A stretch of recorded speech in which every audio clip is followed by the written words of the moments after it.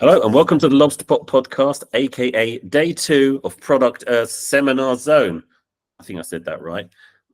One of the people who didn't get to do his presentation because Product Earth Day 2 was cancelled is this gentleman here. We have Tyler Mosher. How are you doing, sir? Great, thanks. Great, thanks for having me. Yeah, no, not at all, not at all. So you have a very interesting tale to tell. I'll let you sort of tell it yourself, but tell us what you're doing currently. You're working in the cannabis industry for a little while now. Yeah, I've been in the cannabis industry since 2018 when it became legal in Canada. I've focused on the wellness side and CBD. I'm a big believer in all aspects of cannabis, but I've really focused in on CBD, CBG, and CBN, the combination of all those plus a terpene company. So helped develop a brand called Kinlock Wellness, which is here in Canada and dispensaries and on medical markets. And in 2021, we bought into Flow Scientific, so heavily into the terpenes, and we supply a lot of the vape people with terpenes to get their formulations exactly how they want it, whether it's tasting like root beer or tasting like Pink Kush or whatever the original strain was. So it's really interesting. Got in it because I have a spinal cord injury and I've only used cannabis since that in 2000. So it's been 24 years now of predominant medicine being cannabis or cannabis-derived medicine. So when we became legal, we became one of the biggest growers of industrial hemp for CBD. I helped bring in 2 cultivars that are now on the list of approved cultivars in Canada. And then we had significant grow contracts. So seed to sale guy here. Right now, having been in the industry for a while, I help connect people, share my story, and always open for business opportunities, and really love the grow side. So I just got off the phone with one of my growers in Ontario, Canada, and we have about 20 acres there, and the weather wasn't so good last week, so it's outdoors. So we're trying to make sure that we're keeping everything at bay and our harvest goes well. So got my finger in a whole bunch of different things. Love Europe. I love sharing my story. I do believe in the plant, and I love the environment as leaders as the world opens up towards cannabis, whether it's sort of on the CBD and the minor side with terpenes and straight to the cannabis side. Oh, absolutely, absolutely. But what was it led you to cannabis in the first place? Well, it was my buddy Vaj when we were 12. I grew up in an area where, cannabis is abundant in Canada. I was a jock. I was introduced to cannabis at a young age. And during university or later on after my, a significant amount of different opportunities in life presented itself, I really enjoy cannabis for a recreational side and for a medicinal side. Once I had my spinal cord injury, it was a lot more medicinal side.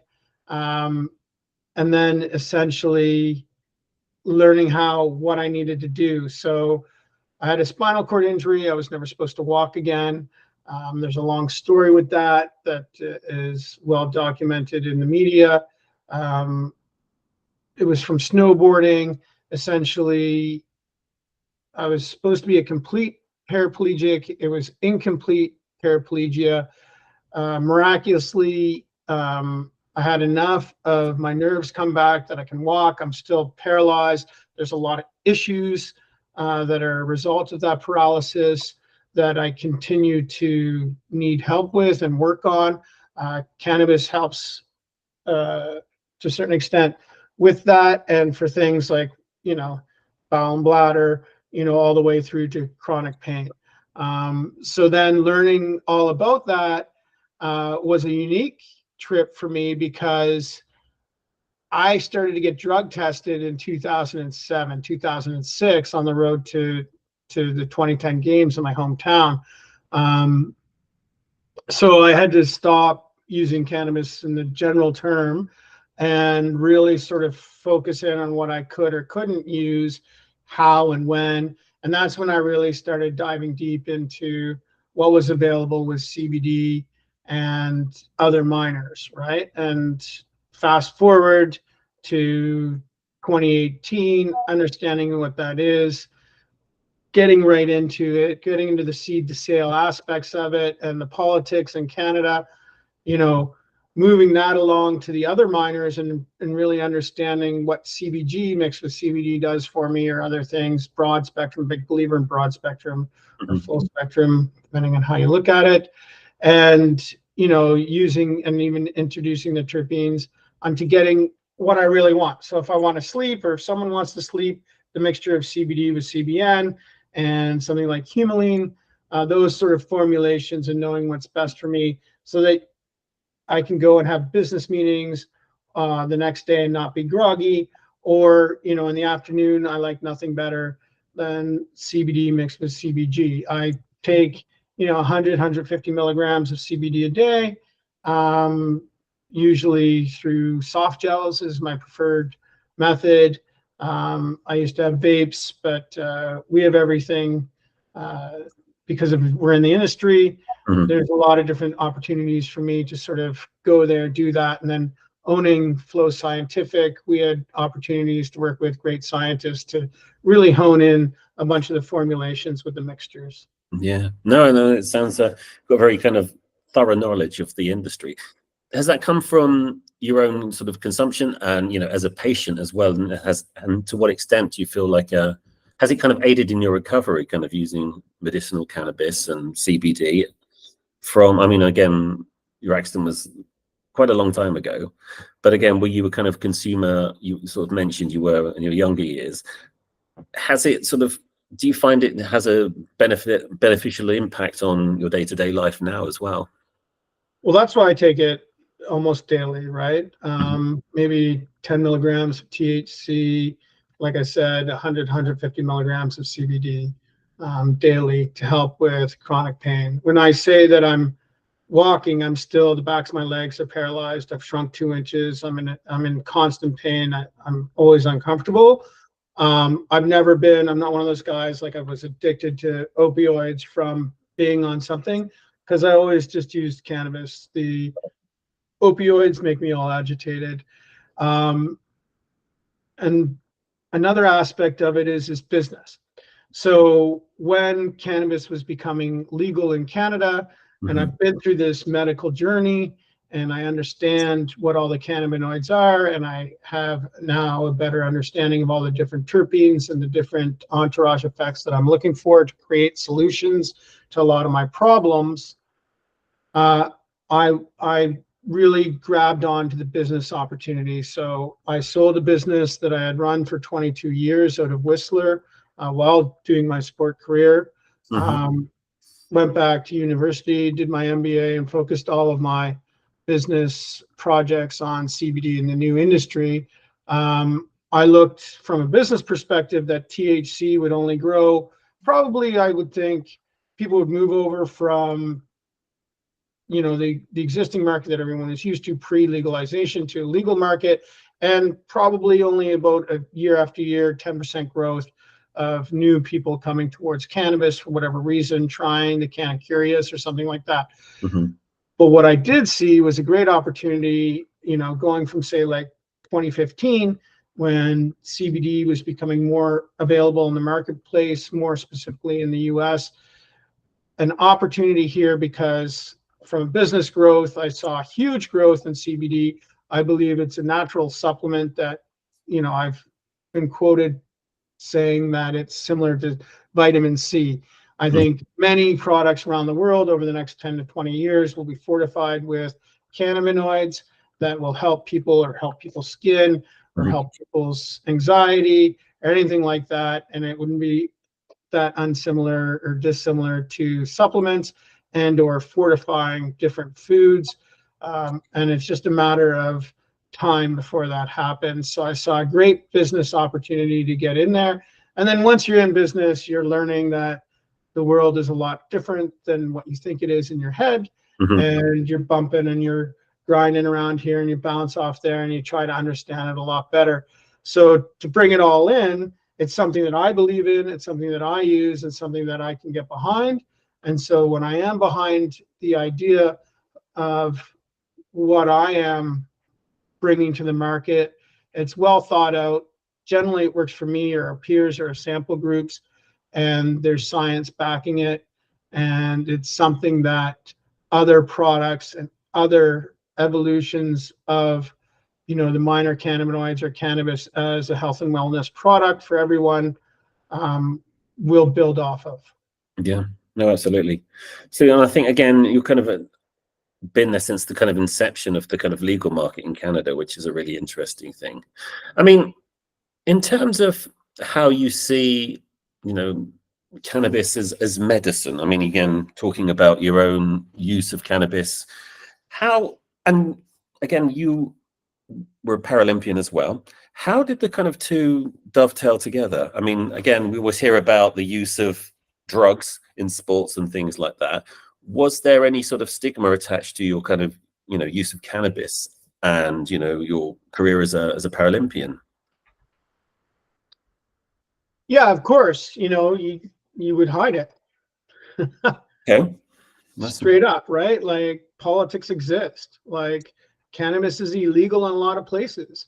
So is cannabis enhancing? No. Like relative to the other drugs? No, of course not. Is it like an Advil? Yeah, I would say so. Is it like taking caffeine to deal with pain, while you're doing an endurance event? Yeah, I would say it's probably pretty similar. I don't really see it as a drug per se that's going to enhance or take away. I see it as a supplement, naturopathic, nutraceutical, so to say, to a great extent. So the stigma is there, crossing borders. No, I mean, you don't cross borders with your medicine. You just deal with not having it, right? And it's working in the background and understanding like what WADA was doing in 2015. They took CBD off the list altogether, right? So that was a leading indicator of where the real science is and was, right? So, and the thing is other than that, the stigma, I think the medical science community, think there's a lot of validity to it for recovery, for anxiety, people that are top athletes. Like you are dealing with peaks and valleys. Like if you're standing on the podium, you've given up everything that you can give up. And if you lose that day, there's huge peaks and valleys for people that are trying to achieve the best in the world level. And I think once you know what you're doing with your cannabis wants and needs from a wellness perspective, you can really help keep an even keel physically, like with your chronic pain and recovery, and mentally, right? So I learned a lot, and I wouldn't be here talking to you today if I didn't believe in it and didn't believe that it didn't work. And I've invested all of my life savings into the industry, and I've had some great returns on those investments and other great losses. So because it's a new industry, right? Like we're in the .com in Canada, we're in the .com .bomb, and we're seeing people like Google coming out of the dust, rising out. That'll be the version of that in cannabis, right? And what that looks like is yet to be seen, but we can pull out our crystal balls and have a look. No, absolutely. I think, again, working in the industry, there's, it's not for the faint-hearted. I think a lot of, people come to it with, again, a purpose. And I think that's the thing. A lot of people, you speak to people from the internet, how did you get into it? And it's like, usually someone close to them, had a condition and tried it, they saw it work and they saw it visibly improve people's symptoms. So I think there's a lot to that. And I think, again, a lot of people have these very personal stories around, why they got into the industry. But again, when you talk to the kind of athletic community that, I'm guessing you're still very much kind of connected to, do you feel that there's a kind of growing acceptance of, the use of cannabis medically and particularly around sort of Paralympics and things like that? Is it becoming more mainstream? Are you kind of people asking you about it and things like that and saying, well, can it help? Do you find that more and more? Is that something that you've seen happen in the past or more frequently now?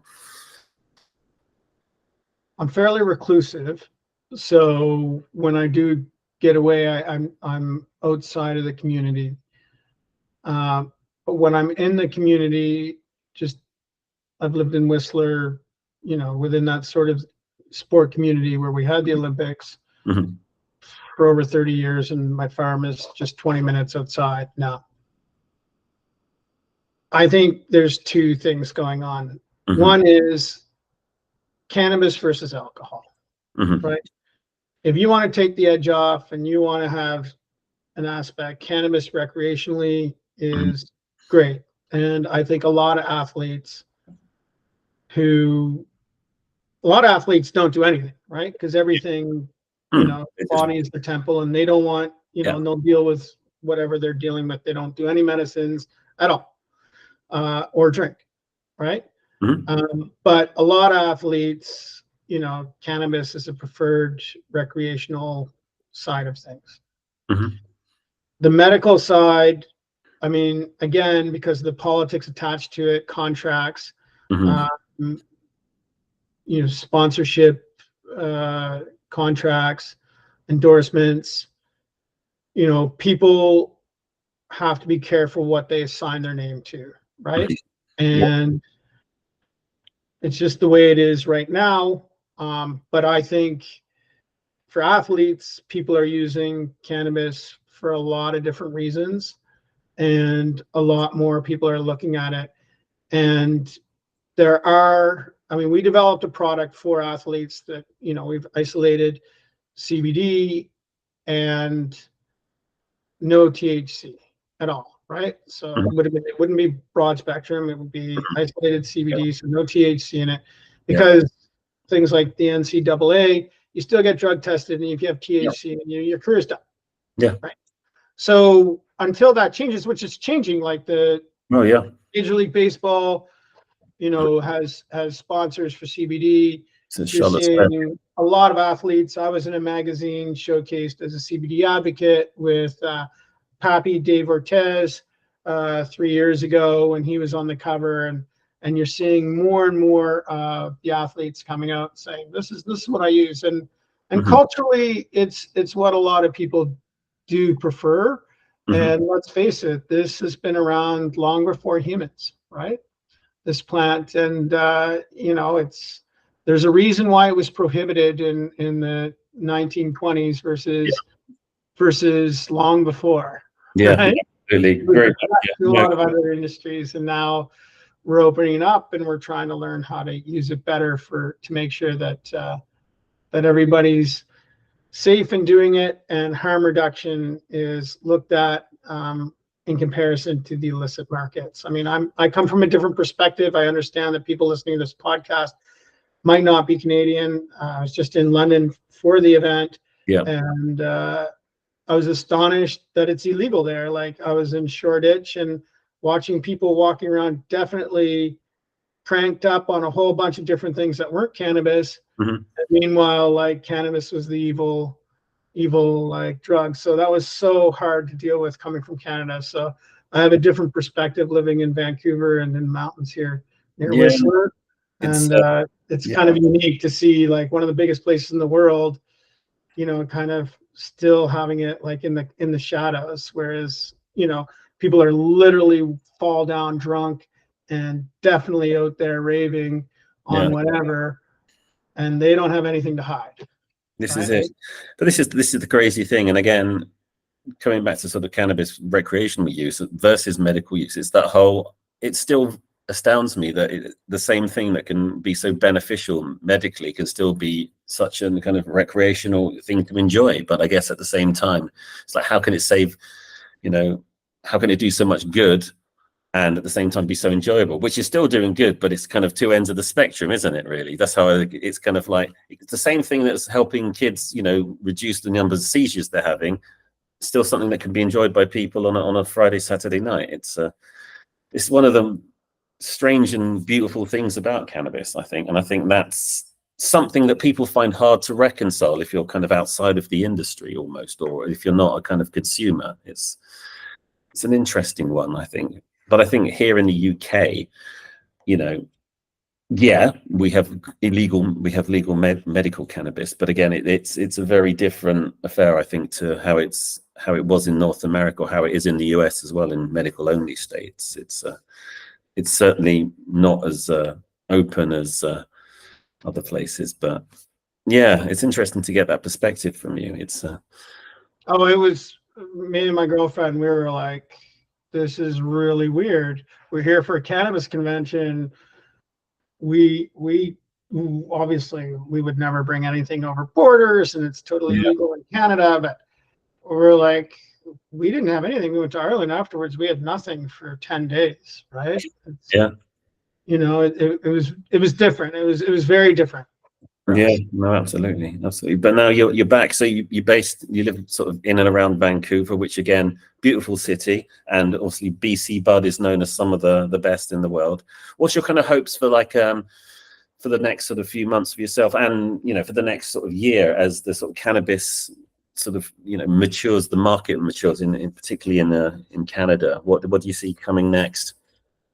Well, I think Canada has its own sets of problems. Being from the CBD side, I was hoping that in 2018, and the reason why we got so many grow contracts, were we thinking that it was going to be like the Farm Act with industrial hemp-derived derivatives of cannabinoids, Yeah. would be like any other agricultural crop. I'm still hoping for that to happen. It doesn't seem that anyone really cares on a federal aspect and the government. That's not necessarily true, but there's a lot of, it's not as clear cut as you would think. From a territory wise, having built a brand from nothing, having grown, having introduced cultivars, and understanding the industry, the territory here is pretty small. We're the size population of, say, California. Right.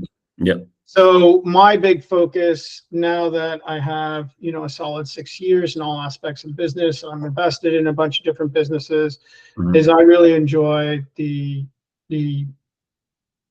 I call it sort of the middleman, the connecting aspects of it. So for the last 2 years, I've been over in Europe, and I'm looking at what the markets are there. Is Germany going to make the same mistakes Canada made? What's that developing? What's the input? Like, do we transfer our knowledge over to the growth of Europe and help educate or share our stories, share our mistakes? And I've been doing a lot of that. Don't get me wrong, I'm invested in a handful of different companies that I think are doing great things. Like, one has a company that I'm invested in, has a great grower, James Strain. Love to take products like his that around the world, and that's what that company's decided to do. They got rid of a couple of their brands, so they're looking at something like that. The CBD or licensing, there's opportunities there. But personally, what I've been doing is taking what's called an active ingredient, API, and I'm connecting different people, growers that I know, biomass companies that I'm invested in, and trying to find new markets and doing a lot of business development, consulting on that side of things. So that's what I'm personally doing as a consultant, and how the brands that I've helped with the business development and help develop I hope they do well and sell well. And anything that I'm behind, I believe in myself. So good growers, good growing practices, great standard operating procedures, learning all about the GXP, so the GMP, EU GMP, all of those aspects, so that we can get someone that has their hand in the dirt talking to, a scientist, a QA, and a pharma, and understanding what both of them need. And a lot of the times it's very commonsensical, and it's just a matter of making sure the conduit from one to the other is great. And then people that are in the medical side of things in London have great BC weed that gives them what they want. They know what's inside of it. And if that strain does great for your symptoms or for whatever you use it for, great. And then, so I'm trying to get out there and enter specific markets where I think I can make a difference, that there's going to be faster growth with less red tape, or help people that are trying to navigate through this, through the myriad of different roadblocks that are thrown up in front of people to get to the end goal, so that the consumer can solve their problems, right?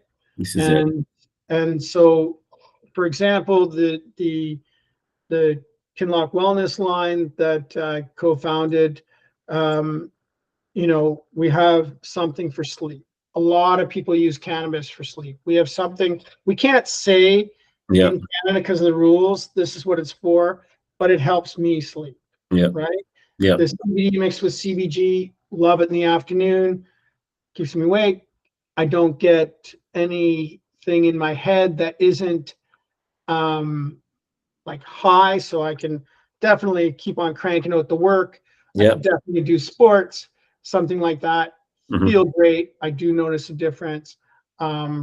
So I really believe in getting that message out there as the markets develop worldwide. Oh, absolutely, absolutely. No, it's great. And I think, again, you know, none of this is insurmountable. It's just a question of time and, you know, consistency, isn't it? And I suppose that's key to pretty much anything, whether it be, you know, sports, cannabis, or, you know, just life generally. It's a direct parallel to sports, right? When I had my spinal cord injury, I had it with snowboarding, and snowboarding for the disabled didn't exist. So in 2004, I went to Canada with snowboard, and I said, look, you know, Red Bull was coming along and everything like that. Snowboarding needs to exist for people with a disability. And they were like, yeah, they were right behind it. And then it was a 9-year track, but myself and about a handful of other people, Vivian Mantelli, Amy Purdy, Carl Murphy down in New Zealand, people around the world tried to start this sport. And I couldn't tell you how many times we were told no. 2012, they put it in the Paralympic Games. 2014, it was successful. Snowboarding for the disabled is one of the more successful and entertaining sports to watch in the Paralympic Games. I can't tell you how many times I was said no, kicked in the face. I was an older athlete. I was more established, more educated, able to articulate the needs and wants of people living with a disability, and understand the holes that the administrators had to fit everything in. And it's exactly paralleled with the cannabis industry here in Canada. I can only speak for what I know in the Canadian industry, but it is exactly the same. And I can't tell you how many times I've been kicked in the face. But time will tell. And I believe 50 years from now, the efforts of people like myself, the efforts of people listening to this, the efforts of Empower Her, we will be making a difference, and no one is going to get harmed. So the risk versus reward of persevering in this industry will pay off eventually, perhaps not financially for you or me. Great if it does, but we're laying a framework so that people don't have to hide in the shadows to use natural medicines or plant medicines, as I see it, and all aspects of the cannabis to live a good, healthy life. Absolutely. Great stuff. Well, thank you so much for sharing your story, and thanks for coming on. And yeah, great to meet you, and look forward to seeing you soon. Thank you. Thanks very much, Dave. I appreciate you having me.